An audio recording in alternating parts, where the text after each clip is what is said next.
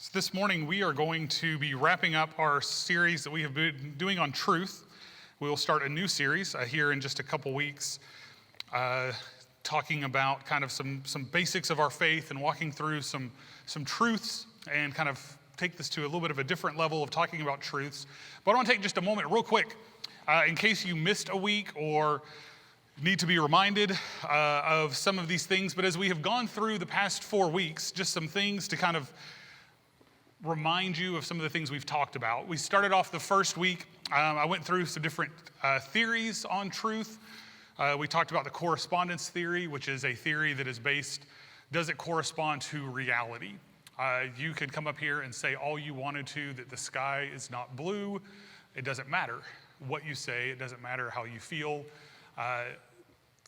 Reality shows us that the sky is blue. And so correspondence theory is, does whatever we are saying correspond with reality? And so that's the correspondence theory. There was the coherence theory, which something is true if it is consistent with other statements that we take to be true. And that was the coherence. Does it all cohere? Does it all work together? And then last one was the pragmatic theory that really values power over principle. And that's where we kind of talk about whoever is the most powerful, what they say is true, which is one of the things we deal with in our world today. So we talked about some of those theories. We talked about, if you remember in that sermon, I read a little statement or a little thing from Beth Moore about the knot in your rope. What is it that we cling to?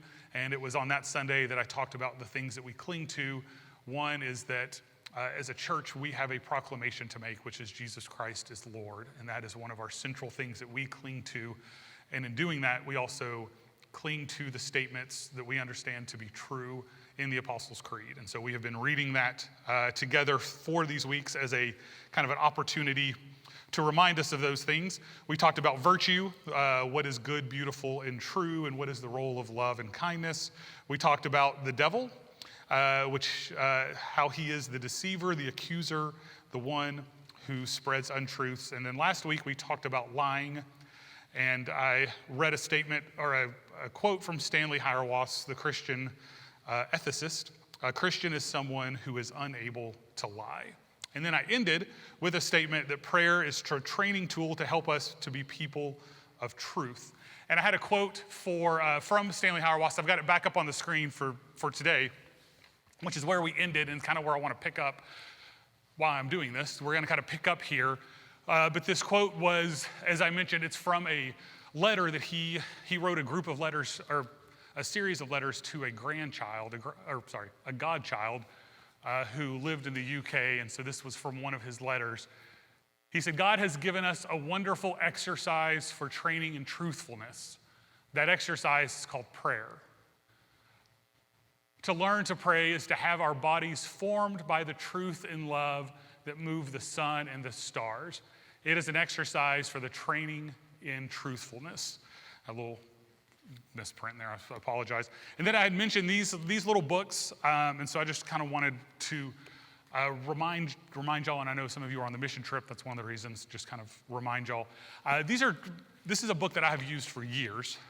It's just called A Guide to Prayer for Ministers, and it goes through different weeks of the year. It gives you things, writings, prayers, scripture readings, and then they have come out with, it is published by the Upper Room, which is a Methodist group out of Nashville, and they've come out with a couple other ones, and so this is one of the newer ones that I had ordered for last week that didn't come until this week, but it's called A Guide to Prayer for All God's People.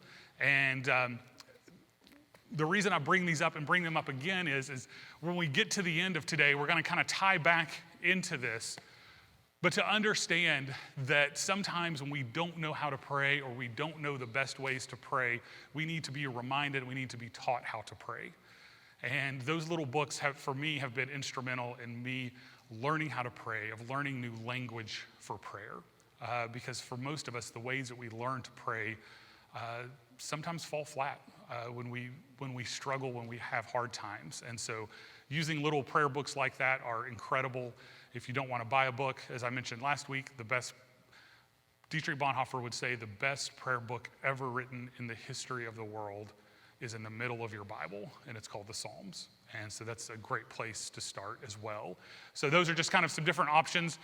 So just some kind of things to remind you of where we are, all right? So I want to, this week we're going to talk about freedom. And again, I talked about fathers and who is your father on Father's Day. That was not on purpose. Today we're talking about freedom. 4th of July is in 2 days. That's not on purpose. It just happens sometimes. So I feel like I'm batting 2 for 2 on these past 2 holidays on what I'm preaching, but it's totally an accident. So let's go ahead and turn to John chapter 8, and we're going to look at Jesus' words here, and then we will move over into Paul and look at what Paul says about the same subject.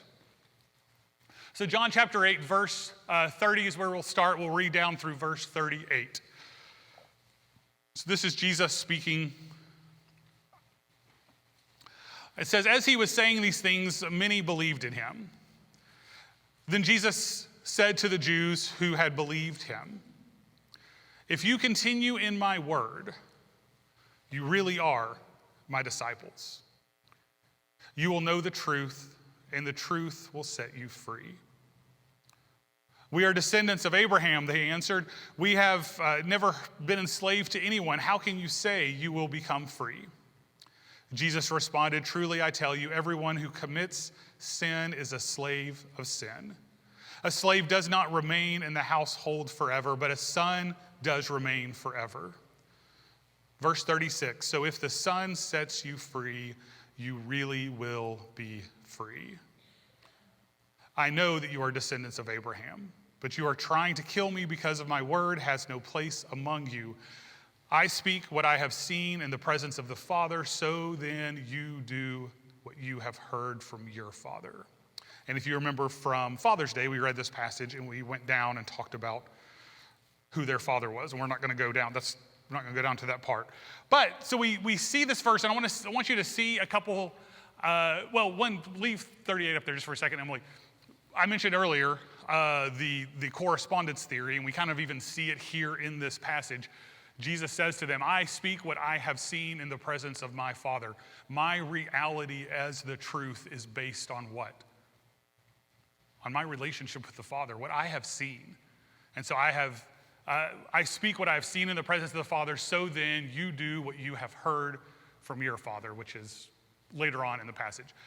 But let's look at a couple kind of statements in this passage that I want you to kind of think about. Verse 32 is one of those, and both of these passages we're going to look at real quick are important verses for us to understand as we kind of walk through this. Verse 32, Jesus says to the people, you will know the truth, and the truth will set you free.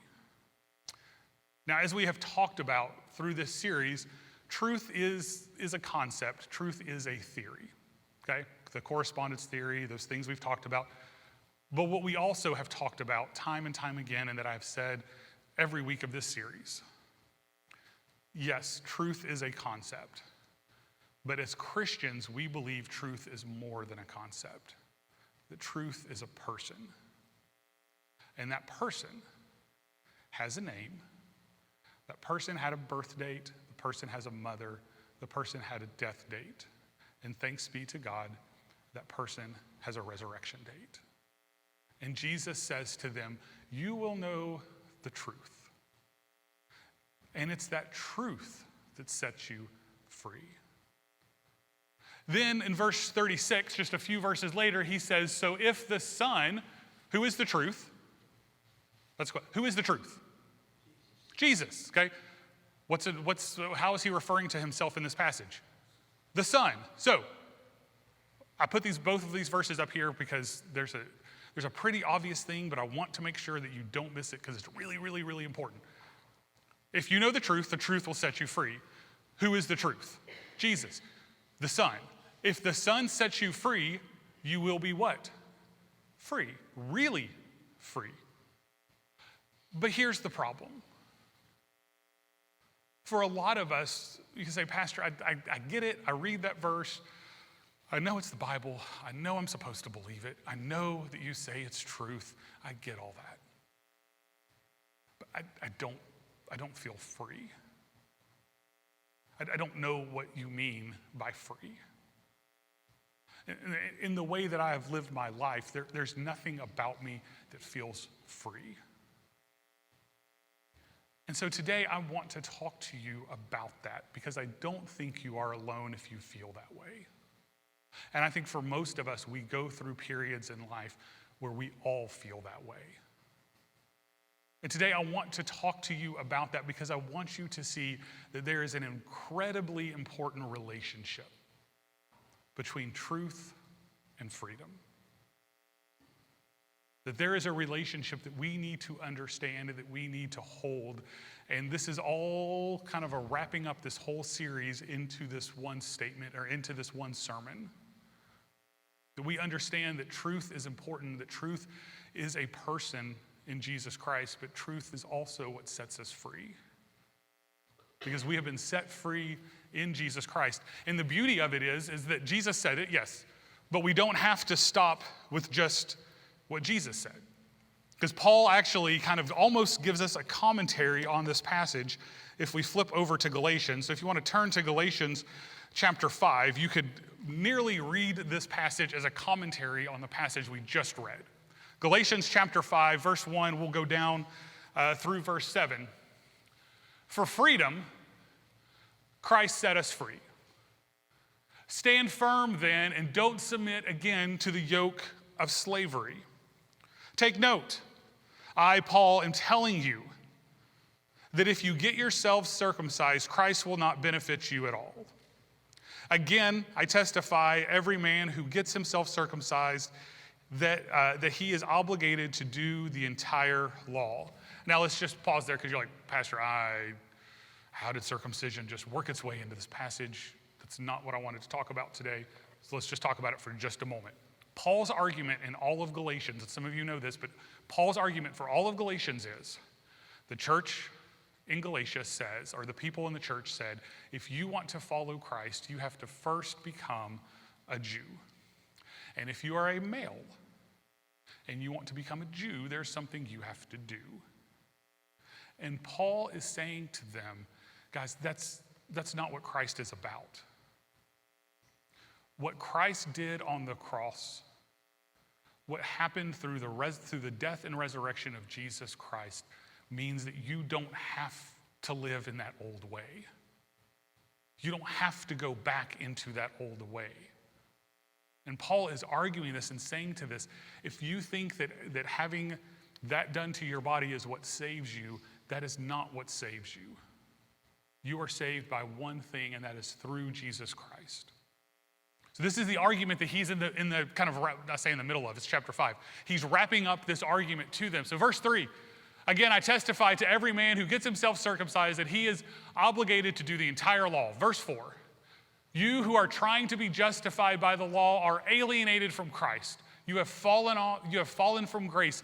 If you're trying to do something to restore your relationship to Christ, you're doing it wrong because Christ has done everything you need to have that relationship.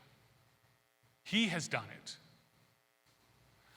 Verse 5, for we eagerly await through the Spirit by faith the hope of righteousness. For in Christ neither circumcision nor circumcision accomplishes anything. What matters, here's what matters, is faith working through love. In verse 7, you are running well. Who prevented you from being persuaded regarding the truth? Now, Emily, if you just leave verse 7 up there just for a moment. Now, there's some key words I want you to see that are in this passage that are also in the John 8 passage. We talk about freedom.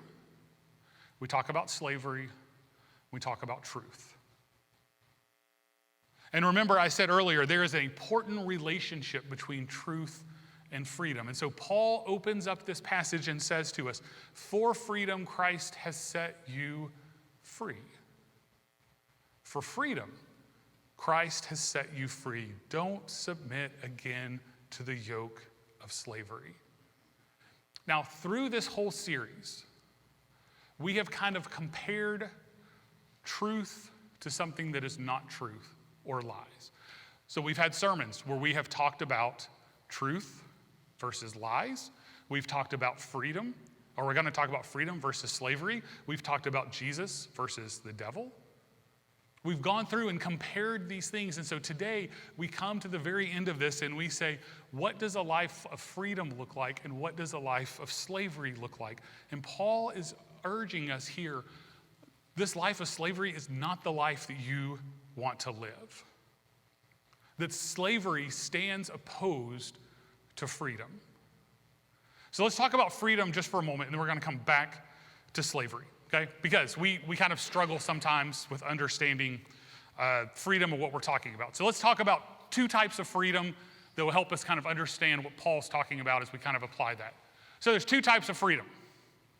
The first freedom is freedom from something. It's negative freedom. Okay, this is the freedom for most of us that we talk about when we're talking about freedom.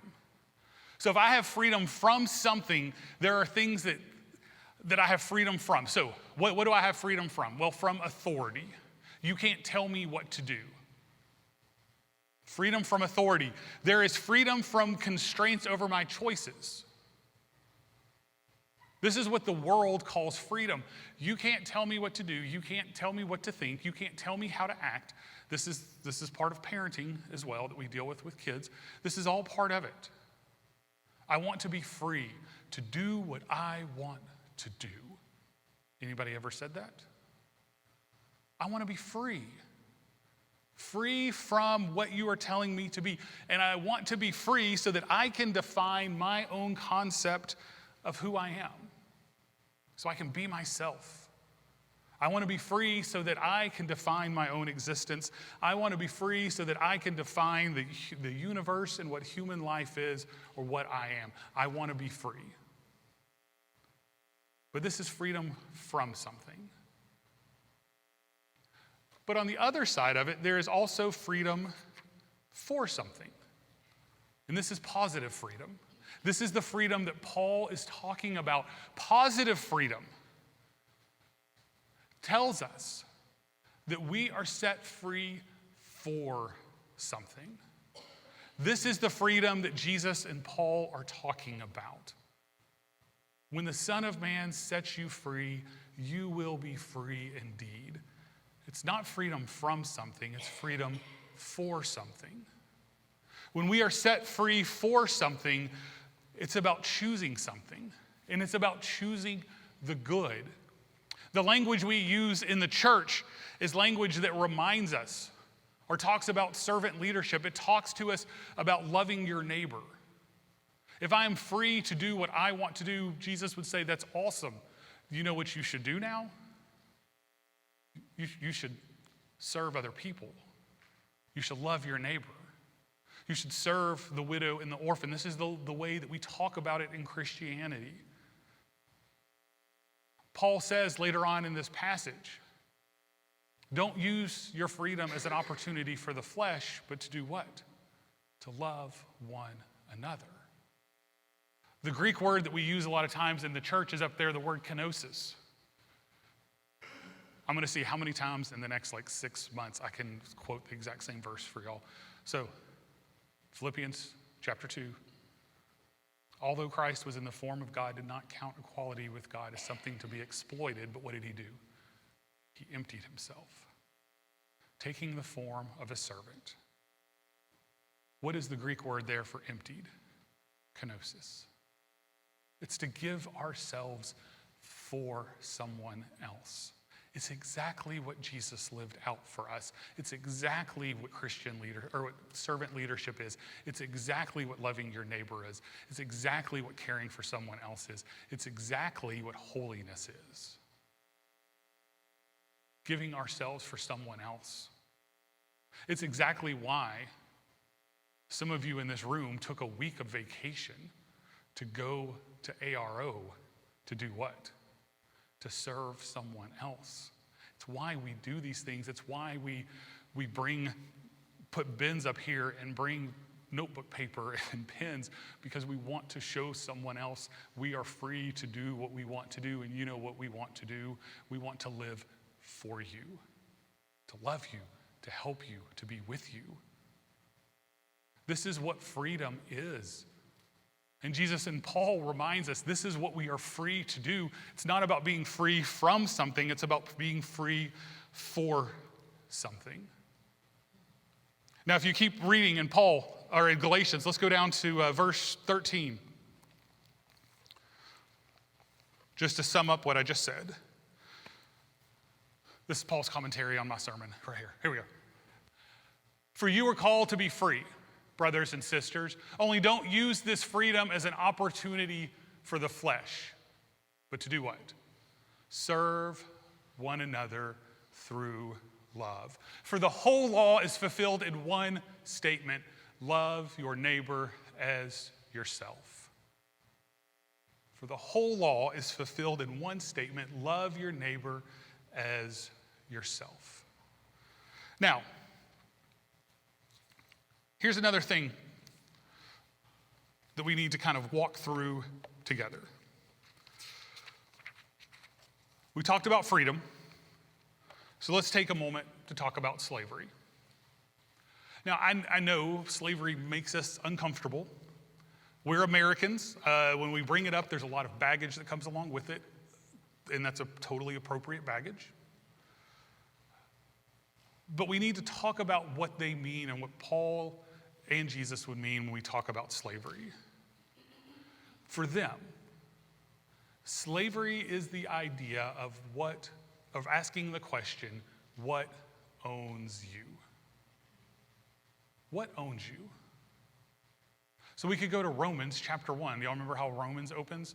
Paul says, I, Paul, a slave of Jesus Christ. I, Paul, one who is owned by Jesus Christ. So the question comes to us, if we're going to talk about freedom and slavery, freedom for something, to do good, to love your neighbor, then what is slavery? Slavery are those things in our lives that own us. What owns you? What Jesus and Paul call slavery, in our world, you know what we call it? It's up on the screen. It's addiction. It's the things that own us. It's the things that take our hearts away from God. It's the things that put other things more important than God. It's the things that we can't live without. Those things own us. And to use our language, we call those things addiction. Let's look again at this passage. Let's go back and we're going to go ahead and just read a little bit more of it. So I know I've just read this, but I want you to hear it again because it's that good. So you were called to be free, brothers and sisters. Only don't use this freedom as an opportunity for the flesh, but serve one another through love. For the whole law is fulfilled in one statement: love your neighbor as yourself. Verse 15. But if you bite and devour one another, watch out, or you will be consumed by one another. That's very different than loving one another. The next verse. I say then, walk by the Spirit, and you will certainly not carry out the desire of the flesh. For the flesh desires what is against the Spirit, and the Spirit desires what is against the flesh. These are opposed to each other, so that you don't do what you want. But if you are led by the Holy Spirit, you are not under the law. So let's go back. Emily, if you put verse 7 up on the screen. This is a verse we read earlier. You were running well.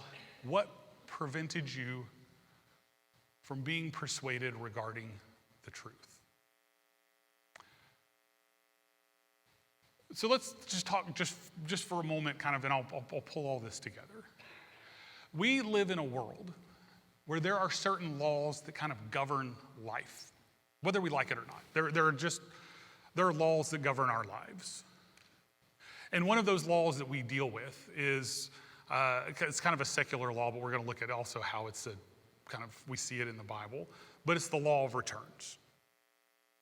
And the law of returns is one that we all deal with. So we say it in a lot of different ways. There are ways that we say it in kind of a secular fashion. Sometimes we say, what goes around comes around. Y'all ever said that one? You get what you pay for, no pain, no gain. The law of returns is you get back whatever you put in it. So what we also understand about the law of returns, what the basic law is that every cause has an effect. Okay? Every cause has an effect. Now, some of y'all know this about me, but when I read this, there's one place my mind goes. I can't help it. I know it's not the 46-year-old thing to say. I know it's not the pastor thing to say. But when I read this, where my mind goes is to what I grew up doing, which was spending most of my childhood and my teen years and college years and a lot of years on a skateboard. And there is something about a skateboard where you learn this very, very, very quickly. Because one of the laws that you are bound by on a skateboard is called the law of gravity. And part of the law of gravity is also this little physics term called inertia. And when I think of cause and effect, I think no matter how good you are on a skateboard, if it's your first time on a skateboard or if your name is Tony Hawk, there is one thing that will absolutely destroy your day. Y'all know what it is? It's called a rock or gravel. It doesn't matter how good you are. If you hit a rock and you don't know it's there, you are going to learn that every cause has an effect. And that cause of that rock, the effect is skinned up hands, elbows, knees, hopefully not your face. You can look this up on YouTube. Just put in skateboard meets rock. I would encourage you, if you did that, turn the volume down because you don't want to hear what the people say when this thing happens. But we all know that there is a cause and effect to life. That when things happen, there is a return that comes to us. Now, Jesus used this example, and he used this language throughout his ministry. If you go back into what we would call the Sermon on the Mount, you kind of see it in two different ways. In Luke chapter 6, we see this. Jesus says to them, "Give, and it will be given to you. A good measure, pressed down, shaken together, running over, it will be poured into your lap. For the measure you use," look at that last line, "the measure you use, it will be measured back to you." If you are someone who lives a life that is generous, then you learn what it is to live out that generous life, and you give and you know that things will be taken care of. And there's a whole sermon here, but Jesus is saying to us, this is the way we live our lives. We pour our lives out knowing that God will provide. If we go back into Matthew, we see it said in a different way, you will be judged by the same standard for which you judge others. And you will be measured by the same measure you use. You will be judged by the same measure that you judge others. What is this? It's the law of returns. Now, Paul was speaking to an agrarian society, and when Paul spoke to an agrarian society, he understood the language to use. And so we go back to Galatians chapter 6, verse 7. Paul says to us, don't be deceived. God is not mocked. And what do we have? It's the law of returns. For whatever a person sows, he will also reap. Or as we say, you reap what you sow. It's the law of returns. So if we go back to the law of returns, we understand every cause has an effect, right? But there's another piece of it that we forget sometimes, is that the effect is often disproportionate to the cause. Now, what do I mean by this? What I mean by this is if we're going to go back and use Paul's example as an agrarian society.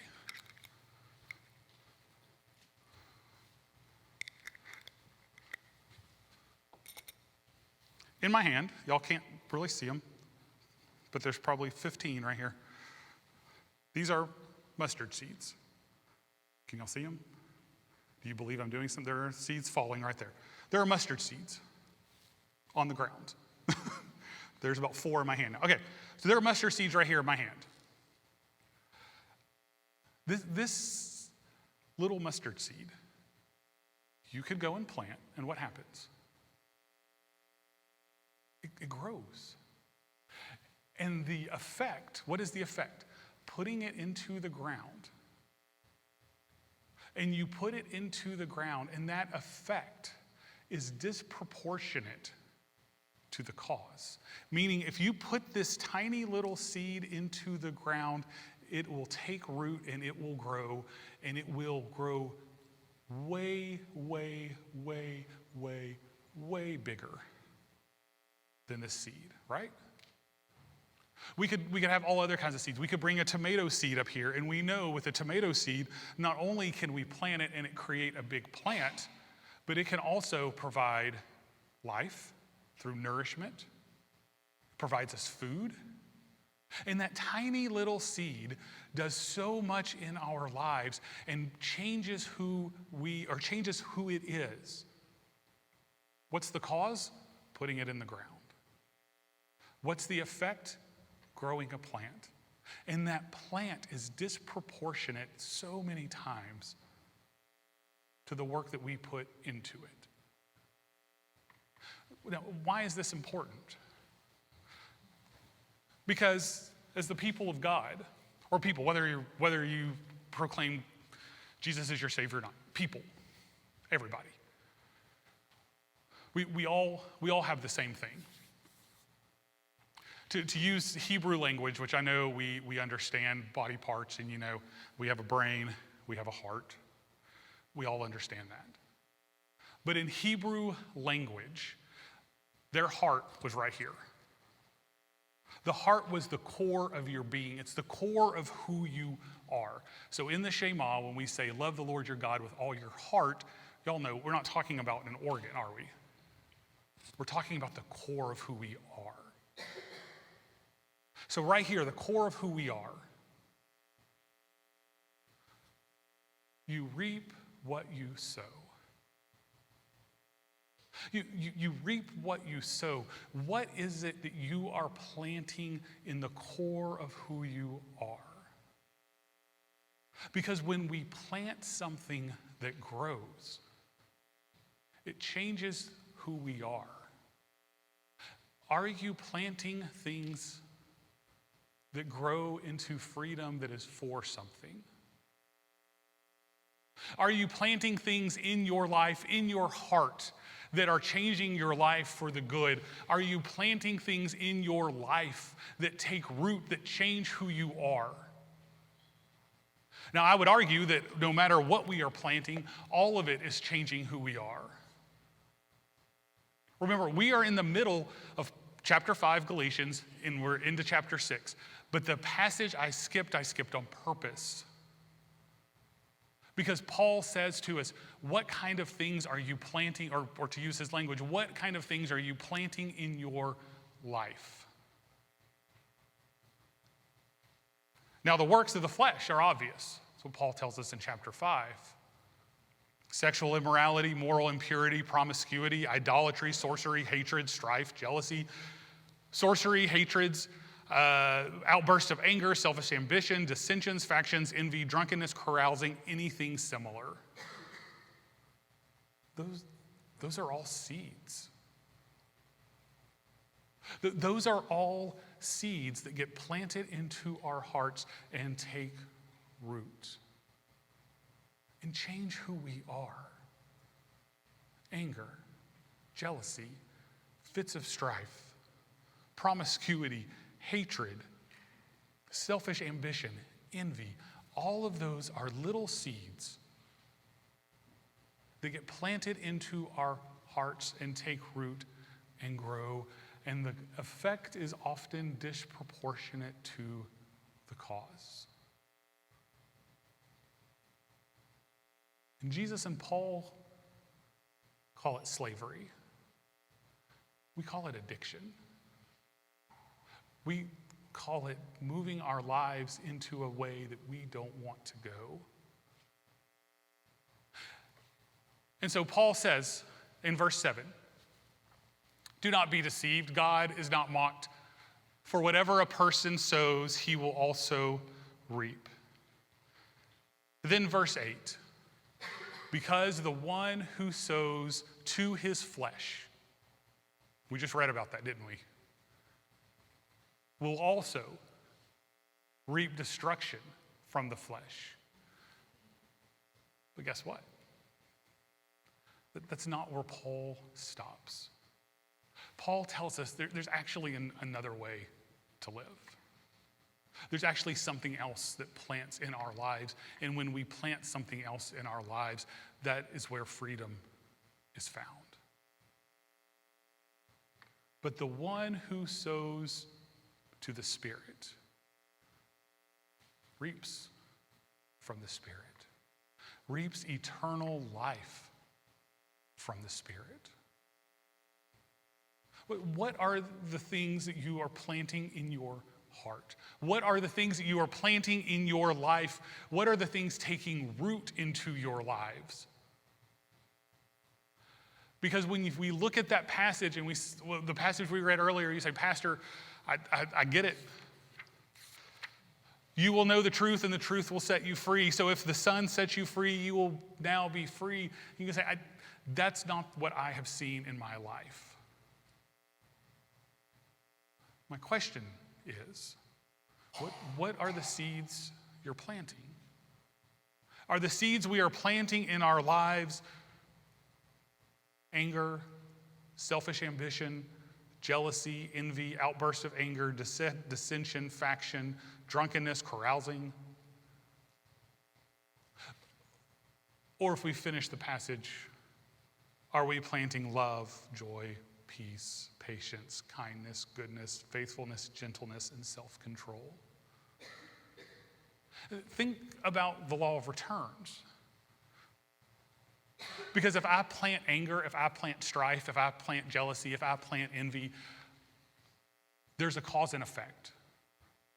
You reap what you sow, and the cause is disproportionate, right?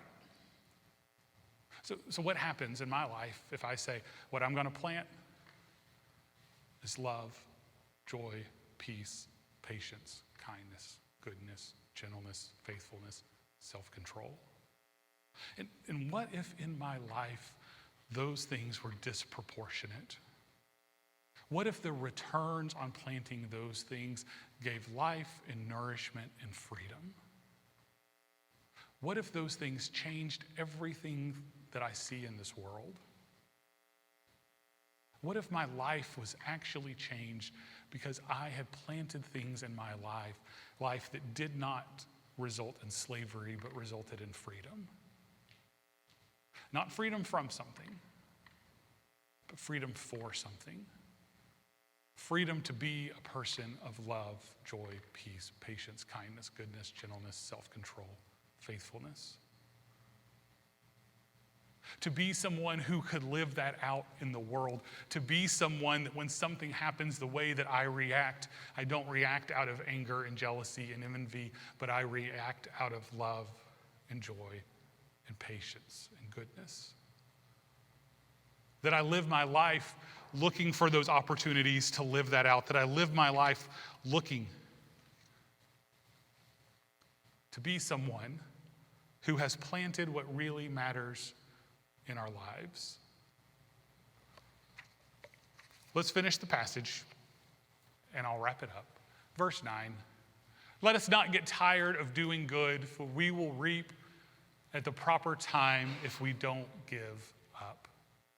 Therefore, as we have opportunity, let us work for the good of all, because we're free, especially for those who belong in the household of faith. This morning, as we close,